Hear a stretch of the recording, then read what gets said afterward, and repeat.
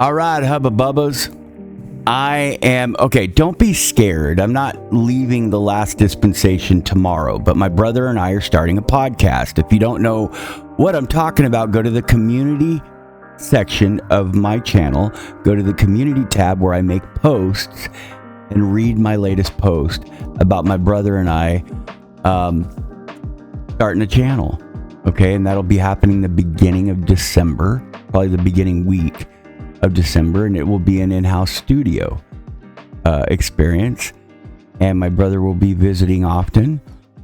It will be my program, and we're still thinking of a name and how we're going to do it, but it's basically just going to be a morning program where we talk about music, culture, Hollywood. We tease. It's going to be comedy. It's not religious, but Heavenly Father told me to be a light to the world, because there's 20 billion LDS podcasters now, and I can't feed my family anymore. And I was getting shadow banned too for Tim Ballard and other controversial topics that I put out with Celeste Borges and different, with Celeste Solom and just different things. And it hurt me bad. And I'm not getting anywhere. And I prayed about this. So anyway, yeah. Starting a new podcast, but this one will fade out slowly.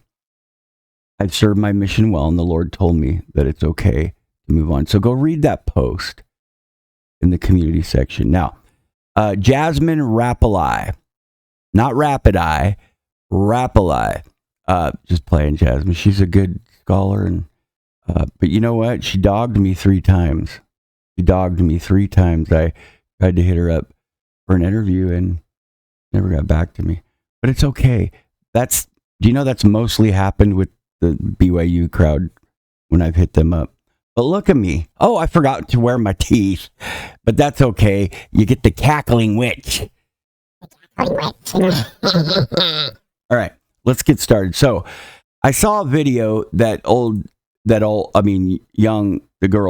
woman, Jasmine Rapali, put out about the Hill Cumorah. And not being the place. They believe in 2 Cumorahs. I don't know why. They believe that, yeah.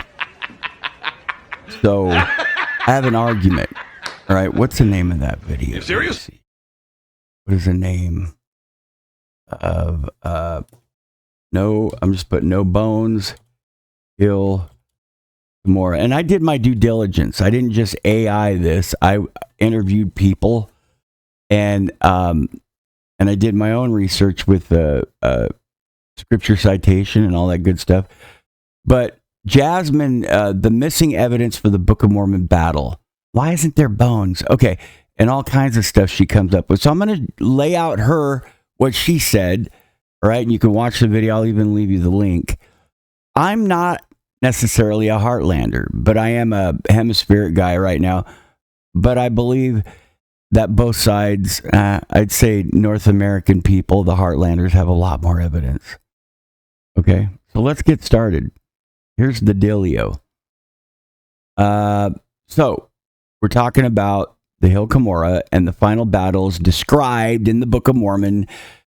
And I did examine these things, and I've got my perspective, and I'm going to present one with Jasmine Rapali, and her research and understanding. Here's Jasmine's argument and in her analysis, and she raises several important points. The location uncertainty is 1. Geographical mismatch. Number 3, archaeological expectations. Number 4, the battle size. And number 5, weapon interpretation. Let's start with location and uncertainty. She suggests that the Hill Cumorah in New York may not be the same as the one mentioned in the Book of Mormon.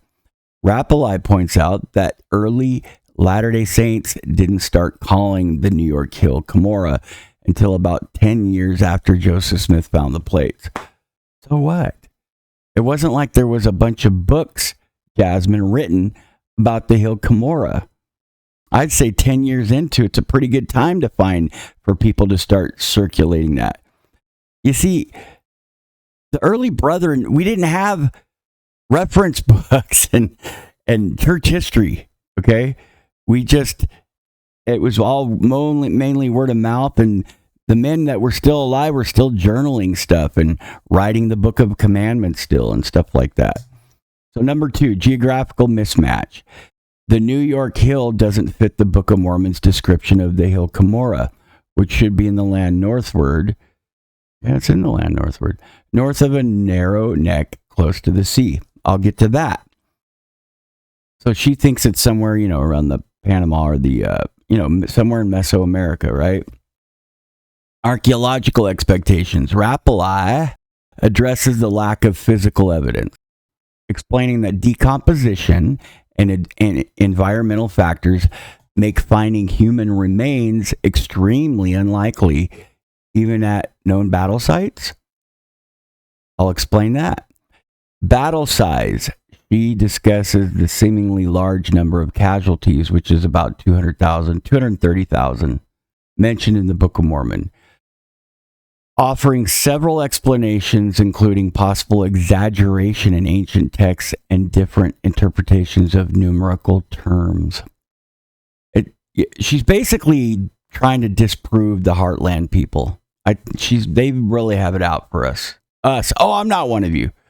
Well, you know what I mean. But I'm kind of in your camp because I'm definitely don't fit into their camp.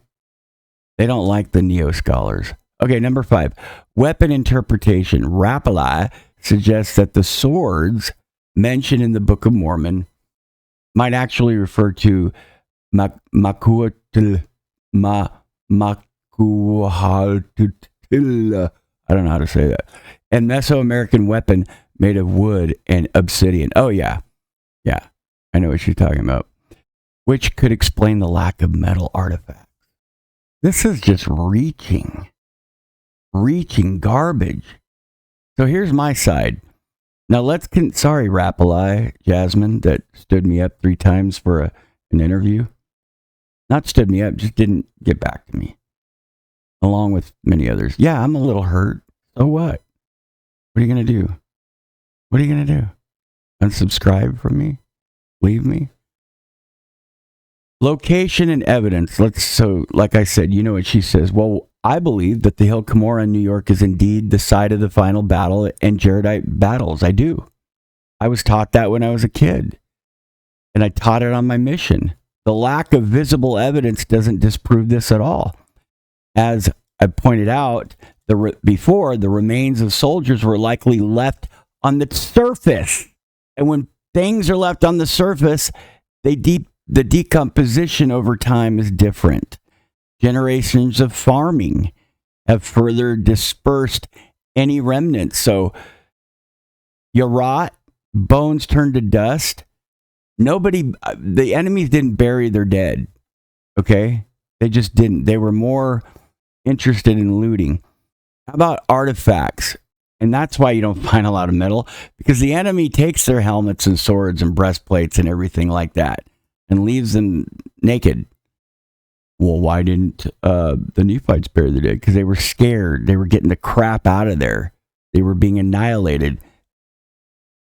Moroni took off. Okay? So, artifacts. We've noted that in the 1940 artifacts. In the 1940s, farmers in the area used to find arrowheads a lot. And they would give buckets full. You know what? Let me go back and read something to you. Artifacts found. Farmers used to bring buckets of arrowheads in the 1940s for visitors to take home. Which showed that there was war going on there. A lot of war, big time war happened there. And the arrowheads kind of disappeared over time because buckets full happened. I don't think Jasmine's taken into consideration a lot of different facts, like the scale of the battles. There were likely hundreds of thousands of soldiers involved in these battles, spread across 2 hills about a mile apart. Okay, the Hill Cumorah and another where the Jaredites lived. Some believe in the church. Some good people believe that that's one and the same hill, and that's fine. but there were battles there. There's been evidence of that. The treatment of the dead. So I argue that the Lamanites were victorious. We know that. They would not have buried the dead. I said that already. But instead would have focused on pillaging spoils like helmets, breastplates, swords, and spears. That's why we don't find a lot of that, Jasmine. And I drew parallels to the disappearance of evidence of 30 million buffalo that the Native Americans hunted around that area within the last 150 years, or 150 years ago as well, up to like the 20th, in the middle of the 20th century, the beginning of the 20th century. Years ago, Native Americans did that, and that suggests an absence of evidence, and doesn't necessarily mean does not suggest absence of evidence, doesn't necessarily mean evidence of absence. You get what I'm saying? And the cultural practices, North American natives and Nephites used moon-based calendars. Moon-based. Who else? Read about the Jaredite. It was Coriantumr was a Jaredite, right? Coriantumr was a Jaredite who went to live with the Mulekites and was later found by them. The Mulekites told the Nephites that Coriantumr had died after living with them for about 9 moons, which was 9 months. Okay? And then the Nephite prophet King Mosiah was able to translate a large stone with engravings that told the story of Coriantumr. Cat's meowing in the background. Satan. I need to name that cat Satan or Lucifer. The Mesoamericans and down there in the south, on the other hand, use the sun. Have always been sun. They've used a little bit of lunar calendaring, and so did North America. But in general, think about it. North American, Native Americans in the 20th century talked about many moons, moon calendaring. And by the way, I got a lot of this from my good friend Mike LaFontaine and his wife. They were at the firm conference. I forgot her name. Doggone it. I'm sorry, sister. But they talk about the Phoenician ship. They're coming on tomorrow.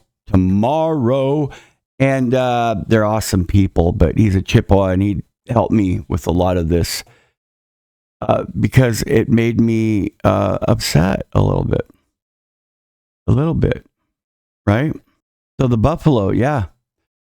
And that illustrates large-scale events that can leave little trace. See, when most archaeological finds of bones and skeletons are not when the bodies were left and heaping on top of the earth. Okay, so, and then cultural places. North American natives and Nephites used moon base. I already said that. I had to take off and take care of the cat because the cat needed to eat. It was meowing. So the moon base, remember? The Mulekites and Coriantumr staying with them for 9 moons in the Book of Mormon. And that supports North American setting for Book of Mormon events. Historical documents. So I referenced Oliver Cowdery's letter 7, which identifies the Hill Cumorah in New York as the site of the final Nephite and Jaredite battles. This letter was endorsed by the first presidency of the time and copied into Joseph Smith's personal journal. So, in essence, both perspectives are valuable to whoever wants to believe, right? But I don't see much evidence. It's funny that they call Heartlanders fringy, and they do. They do. I know a lot of disrespectful things that have been said and done in that camp.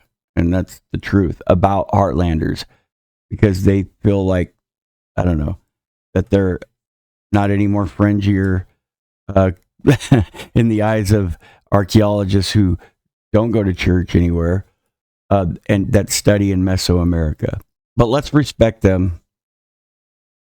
And all that good stuff. So as always, I do encourage listeners to study these issues prayerfully and draw on your own conclusions. Remember the spiritual truths, teachings of the Book of Mormon. remain the most important. That's the most important aspect, regardless of geographical debates. We know that, right? A wonderful evening. Wait a minute. I didn't tell you something. So about the narrow neck and what that means and stuff. Just hold up. Bruh. The Isthmus of Panama. Some early Latter-day Saints associated the narrow neck of land mentioned in the Book of Mormon with the Isthmus of Panama, connecting North and South America. But remember, this was later after Joseph Smith and so on, because a lot of people didn't even know about Central America and what it looked like until much later. We're talking probably the late 1800s, I would say. And the Isthmus of Tehuantepec in southern Mexico. So this fit with a more limited Mesoamerican geography model. A feature in North America, some including those who favored a North American setting for the Book of Mormon, looked for. So the narrow neck of land locations in North America, these areas like the strip of land between Lake Ontario and Lake Erie. Do you know why? An undefined geographical feature. In many cases, the narrow neck was left as an undefined geographical feature. It didn't just mean between two bodies of seas. Okay? George Washington used that term. Many people use that term. And it could have meant through trees, even narrow necks of paths and lands. Undefined geographical feature that connected the land northward and land southward is what the Mesoamericans believe. And a lot of people believed in the early days that many waters mentioned near Cumorah would refer to the numerous lakes, rivers, and wetlands in upstate New York. The lakes aren't very far from the New York Hill Cumorah. I mean, a few miles, but close enough to say that they were by a lot of different waters. The Book of Mormon doesn't specify exactly how close the Hill Cumorah was to a sea. Okay? Only that it was in the land northward near the narrow neck of land. So they're just assuming that it's by a sea. Okay? Lots of assuming. Even 2 Cumorahs. That is outlandish. I'm sorry, that's just outlandish. And then some in the past have argued that the ancient lake Iroquois, I think that's how you pronounce it, which was much larger than present-day Lake Ontario, could have extended closer to the Hill Cumorah in Book of Mormon times. And some in the past have interpreted references to seas in the Book of Mormon more loosely, often equating them with the Great Lakes. Like I said, for example, Lake Ontario as the sea east near Cumorah. But the Hill Cumorah in New York is the same doggone hill mentioned in the Book of Mormon, because that's what Joseph Smith called it. Oliver Cowdery and many others said that's what he called it. But that they wouldn't just call it the Hill Cumorah. So what do the Mesos do when they go, well, the only way we can explain that is there's 2 Cumorahs? Then why didn't Mormon talk about 2 Cumorahs? Why didn't Moroni talk about 2 Cumorahs? Why wasn't that specified by Joseph Smith and others? Anyway, I think that's it. I don't think she had a very strong argument. I don't think so. But I gotta say, I love a lot of what Jasmine teaches. She's got some solid points, and her research is thorough a lot. But here's the thing, the same crowd that calls Heartlands fringy aren't any less fringy themselves when it comes to lack of evidence. I don't think the Heartlanders lack evidence. I just don't. And I'm not a Heartlander. Look, I haven't taken a hard stance on either theory. But if you're asking me, I lean more towards the idea that the Book of Mormon events happened north of Mexico. Because Joseph Smith said pointed out. And look where he was born. Look where Joe Smith lived, and look where that's where the Hill Cumorah. You got the plates there. For crying out loud. So I believe it happened North America, then south of it. That's just my take based on what I've studied. But